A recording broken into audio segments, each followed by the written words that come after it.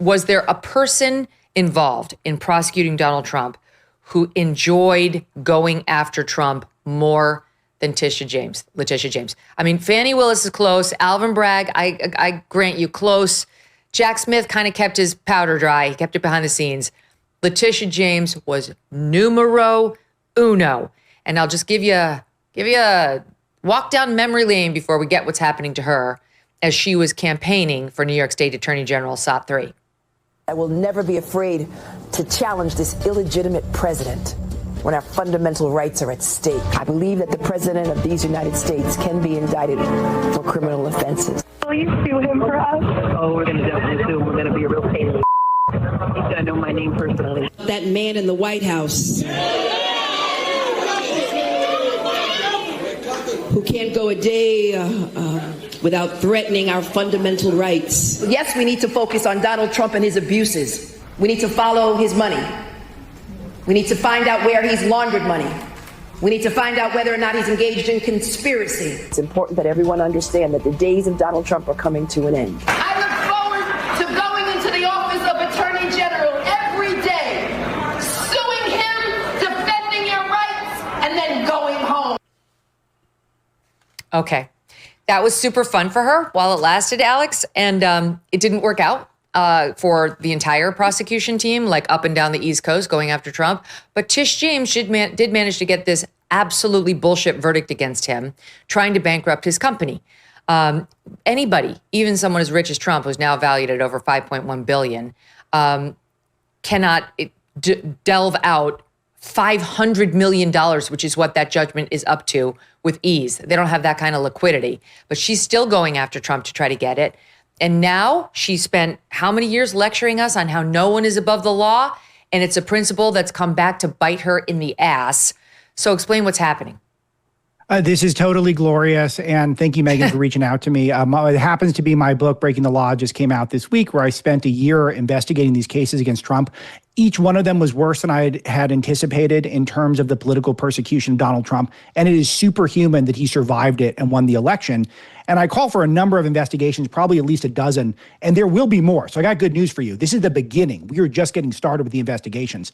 But Tish James was clearly the number one on the list who was open and blatant, saying the number one issue in this country is defeating Donald Trump. Nothing else matters. In the meantime, crime got worse in New York, and she's going after Trump for what was a victimless crime. There was no actual people who'd complained or banks in this civil case that Trump had done anything to them. She volunteered this to try to portray him as some sort of a criminal and use what I believe was clearly illicit means to do so, treating him like a criminal even though it was in civil court. But I'll address the thing you mentioned with the final judgment, where he's being asked to pay $460 million for a victimless crime. Again, there were no complaints against him. He didn't owe anyone a penny. To level this against anyone would have bankrupted any other president in history. As far as I know, Trump's $175 million bond that he had to put up is still out there. They still have $175 million of Donald Trump's money today, as far as we know, which is a total outrage. He's supposed to be leading the free world. He has all these distractions. Clearly, this was directed. And by the way, there's White House involvement as well. She was meeting at the Biden White House regularly during this time. Obviously, this was election interference, trying to rig the election via lawfare. That's exactly right. So, Mike, she was out there time and time again saying no one is above the law and talking about salivating, looking at his assets, like his building at 40 Wall Street. Here it is in SOT 7, just as a reminder. If he does not have funds to pay off the judgment, then we will seek, judgment enforcement mechanisms in court, and we will ask the judge to seize his assets. We are prepared to make sure that the judgment is paid to New Yorkers. And yes, I look at 40 Wall Street each and every day. Newsweek reviewed a document from the Attorney General's office, her office, that lists the properties owned by Trump that she claimed had been fraudulently and misleadingly represented in value. These are the ones she was thinking about seizing and is still apparently thinking about seizing. Trump Tower, 40 Wall Street, Trump International Hotel and Tower in Las Vegas, Mar-a-Lago, Trump National Golf Club in Westchester, Trump International Golf Links in Scotland. There's a real question about whether she could do any of that. But this is one of the many reasons why very few people are shedding any tears that Tish James herself is now in some legal trouble because she appears to have committed mortgage fraud, which she denies. I would say this to Big Tish. You better lawyer up because nobody is above the law. We know that she applied for a mortgage in Virginia in 2023, and she said that this home mortgage was for her primary residence. The problem is that she was the New York Attorney General, and under New York statutes, you have to be a resident of New York. So I don't know how you could be a resident of New York under the statute and have your primary residence in Virginia in 2023. And she has bigger problems than just mortgage fraud. As we've been discussing on your show, Megyn, for 3 years now, since the Mar-a-Lago raid, these Democrats, politicians, and operatives engaged in an illegal criminal conspiracy against rights under 18 U.S.C. Section 241 when they politicized and weaponized their offices to go after President Trump for non-fraud, for non-crimes. And they tried to bankrupt him with Tish James and Arthur Ingeron in New York for paying back sophisticated Wall Street banks on time, in full, as agreed, with interest, with the sophisticated banks required to do their own due diligence. They tried to throw President Trump in prison for life 4 times for non-crimes. They tried to take him off the ballot unconstitutionally in Colorado and Maine and elsewhere. And the Biden regime tried to take off President Trump's head when they underfunded his Secret Service protection twice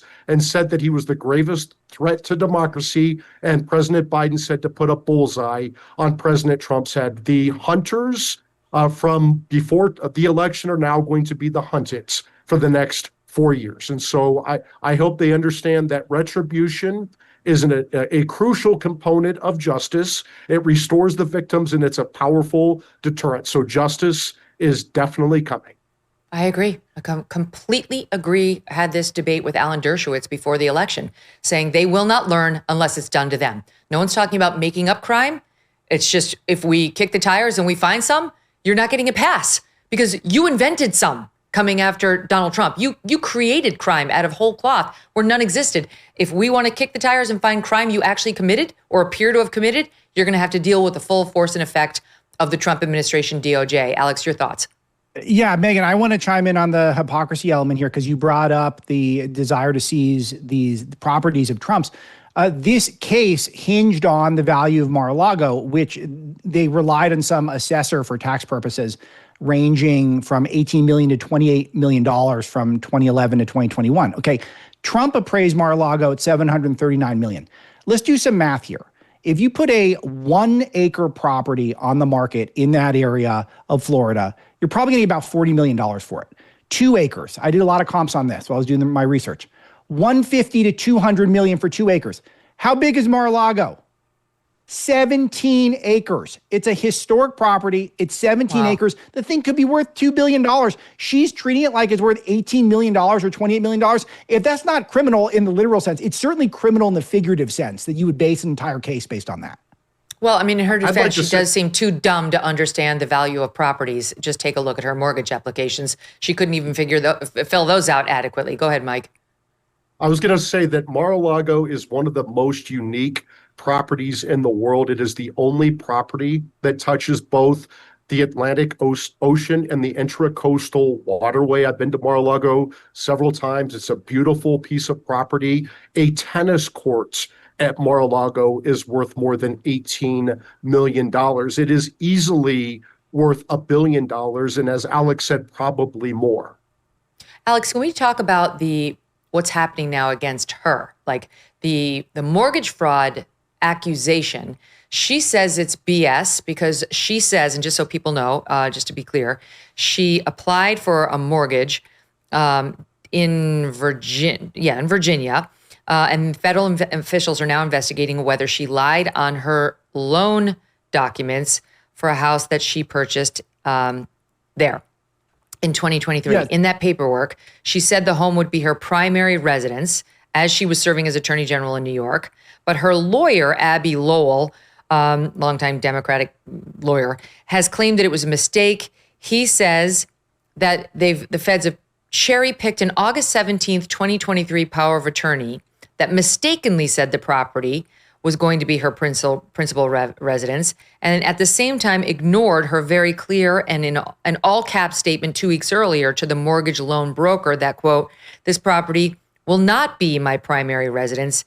It will be Shanice's primary residence. So your thoughts on the defense she seems to be getting ready for in Virginia? There's two major problems here is that all this happened right when she was trying to hold Donald Trump accountable for mortgage fraud. So she theoretically should know what she's doing in this case.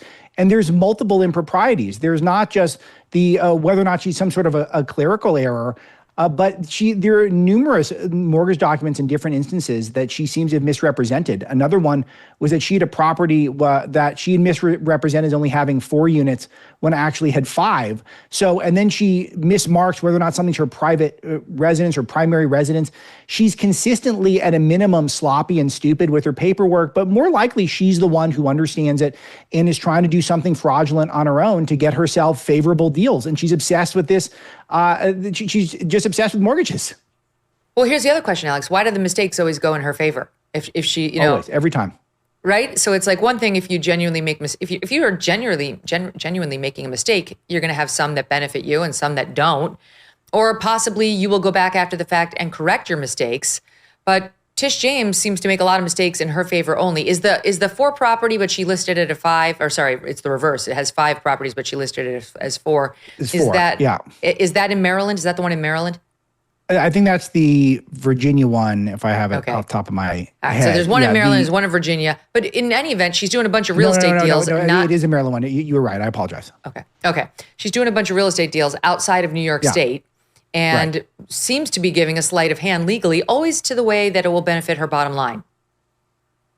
Well, but this is the principle when she talks about how the number one priority is to go after Donald Trump, that this is how the left thinks, is they see lawfare as a way of trying to solidify political victories, win political victories. And I think there's a lot of evidence to back them up. We've totally neutralized the media. We've neutralized the entertainment world. Academia has never been weaker. It feels as though this is how the left primarily feels like they can do their political best, is by trying to use the law in order to do that. So when you see the left, you think that they believe politics is above all else. It's above family. It's above God, certainly above truth. They look at this and think, how do I use the law to score political points? And that's what Tish James does every time. She tries to benefit herself, get more money and power for herself. And then if she can use it to go after Donald Trump and her political opponents, she'll do it, and she'll do it shamelessly. The only thing that's the least bit admirable about Tish James is that she'll actually do this to your face. Everyone else lies about it and acts like they're so virtuous. She's the one who you might corner her, Megyn, and she might say, yep, I did to get Trump, and that's what I care about. That's all I care about. It's true. Yeah, at some level, you have to respect that. Mike, you wanted to weigh in. Yeah, I was going to say, didn't the New York Post also reports that Big Tish listed her father as her husband for mortgage applications in 1983 and 2000? Not to be confused with Ilhan Omar, who actually married her brother. So I want to keep it straight, Mike. But the other thing, I just want the audience to be clear. So you've got this potential criminal investigation into Letitia James on the mortgage fraud and the alleged mistakes she's been making on her real estate investments.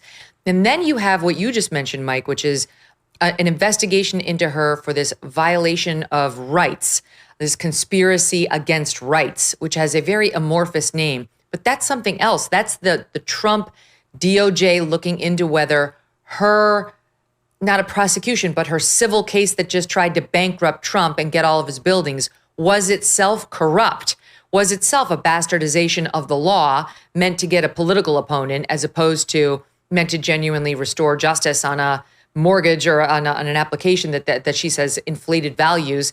Meanwhile, none of the banks who were the alleged victims complained at all. So those are 2 different things she's dealing with right now, Mike. Yeah, that's exactly right. This is the 18 USC Section 241 conspiracy against rights investigation we've been talking about for 3 years since the Mar-a-Lago raid. When you politicize and weaponize law enforcement to go after your political opponents for non-fraud and non-crimes, that is the textbook classic definition of conspiracy against rights. And I would say this, we have 2 U.S. attorneys who the Senate just got confirmed. You have Judge Jeanine Pirro in Washington, D.C. You have Jason Redding Quinones, my friend, who just got confirmed down in the Southern District of Florida. Those are 2 jurisdictions, 2 venues that you could open up this probe, because remember, this conspiracy also involved doing the Mar-a-Lago raid. So maybe they can open up a special grand jury in Fort Pierce, Florida. Maybe they get Judge Cannon as the judge on that case. And then maybe you start issuing subpoenas for every one of these bad actors, these Democrat politicians, these judges, these prosecutors, these attorneys, these other operatives, both inside and outside of government, who engaged in this obvious criminal conspiracy against rights. Yeah, Mike, Megyn, in can I 30 add- seconds or less, can you just describe the claim conspiracy against rights? Yeah, I mean, conspiracy against rights is a civil rights statute. And when you use the power of governments, government actors colluding amongst themselves or with private citizens to violate the constitutional rights of Americans, like they did to President Trump with this lawfare, that is the definition of conspiracy against rights. It is a very serious federal civil rights felony. These lawfare Democrats better lawyer up, because I think they're going to go to jail. Go ahead, Alex. Yeah, I think that this is the one I'm more excited about, much more so than the mortgage one. The mortgage one's fun, but this is the big one to me. This is actually justice being served for President Trump and his supporters, where she tried to subvert our democracy in the 2024 election by trying to bankrupt the standard bearer of the Republican Party. And she did this by taking novel legal approaches if you're being charitable, doing stuff that's extra legal if you're being less charitable, as I would. In the meantime, she's having these illicit White House visits. She's treating Trump like a criminal, but in civil court. Theoretically, that she should be representing people who have complaints against Trump. No one complained. The banks love dealing with Trump. They wanted to continue to do business with him. And she's out there leveraging a cruel and unusual punishment. That is cruel and unusual punishment, a $464 million victimless crime fine. No one's ever seen that before in history. The definition of unusual and cruel. No one else could survive it. Clearly, she had no regard for Trump's civil rights. And this is what I want to see prosecuted more than anything else. Just as a reminder on that case that she, quote unquote, won with Judge Engoron against Trump, here was Kevin O'Leary speaking to the implications of this ridiculousness. Watch. I'm shocked at this. I can't even understand or fathom the decision at all. There's no rationale for it. I would never invest in New York now, and I'm not the only person saying that. What about new money like this that I'm talking about, like a $4 billion data center? Not a chance I would put that in New York. Zero probability. Never. Every investor's worried because where is the victim? Who lost money? What does this say about the bar, the legal bar in New York? Aren't they going to question this judge? What is this? $355 million, and there's dollars as a penalty, and there's plus interest at 9%, and there's no victim? This is not a Trump situation. This is a New York problem now. Mr. Wonderful telling it straight. Since President Trump was sworn in, his administration has made enormous progress at a breakneck pace. But don't forget, while they are moving mountains for the good of the nation, you've got your personal savings to worry about. And one of the best ways to look after your savings is through diversification, particularly with gold, like from Birch Gold Group. In the past 12 months, the value of gold has increased by 40%. And Birch was an advertiser on this show 12 months ago. If you had purchased then, you'd be 40% richer today. Now's the time. Central banks continue to bolster demand for gold by burying in record quantities. Global instability and tension is high, and Birch Gold makes owning physical gold so easy. Easily convert an existing IRA or 401k into a tax-sheltered IRA in physical gold, or buy some to store in your home safe. Just text MK to the number 989898, and Birch Gold is going to send you a free info kit on gold. Look into it, see if it's right for you. There's no obligation, just useful information to help you make a decision. With an A+ rating, with a Better Business Bureau, and tens of thousands of happy customers, take control of your savings today. Text MK to 989898. Thanks so much for watching. If you like what you just saw, hit the subscribe button for more clips and full episodes.